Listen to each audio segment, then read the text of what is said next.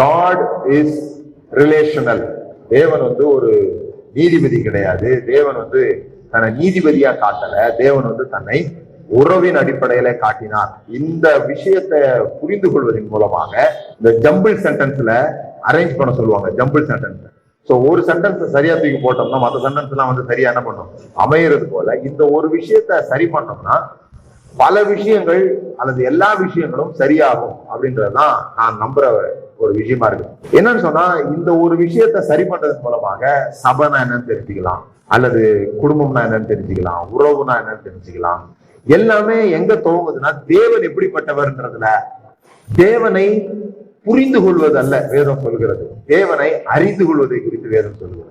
இது ரெண்டுக்கும் வித்தியாசம் இருக்குதுன்னு நினைக்கிறேன். புரிந்து கொள்ளதான் நம்ம முயற்சி பண்றோம். தேவனை அறிந்து கொள்கிறது என்பது இட்ஸ் அ ப்ரோக்ரஸ்.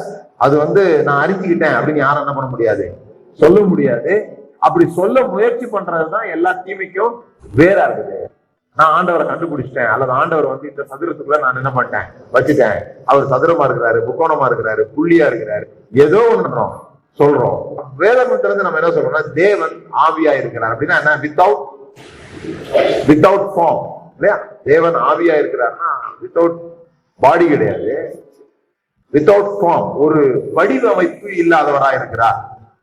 அந்த வடிவமைப்பு இல்லாதவராய் இருக்கிறவரை வடிவத்துக்குள்ளே கொண்டு வர முயற்சிக்கிறோம். பெண்டிகாஸ்ட் என்ற வடிவத்துக்குள்ள கொண்டு வர முயற்சிக்கிறோம். இந்த உபதேசம் என்கிற ஒரு வடிவத்துக்குள்ள கொண்டு வர முயற்சிக்கிறோம். கேத்தலிக் என்ற எண்ணத்துக்குள்ள கொண்டு வர முயற்சிக்கிறோம். நாங்க சொல்றதுதான் சரியான கடவுள், ஆகவே எங்க கிட்ட வாங்கன்னு கூப்பிடுறோம் இல்லையா. எப்படி நாங்க கடவுளை கண்டுபிடிச்சோம்னு சொல்றோம். இந்த கடவுளை கண்டுபிடிச்சோம்னு சொல்றது மாதிரியான பெருமை வேற எதுவுமே கிடையாது. ஹியூமிலிட்டினா என்ன, கடவுளை பற்றி இன்னும் யாரும் என்ன பண்ண முடியாது, கண்டுபிடிக்க முடியாது. அவரை அறிந்து கொண்டே இருக்கலாம். அவரை அறிகிறதுல ஒரு இன்பம் இருக்குது. அந்த அறிவை நோக்கி கர்த்தராகிய இயேசு கிறிஸ்துவை அறிகிற அறிவினாலே சமாதானத்தையும் கிருபையையும் பெறுகிறோம். அவரை அறிகிற அறிவு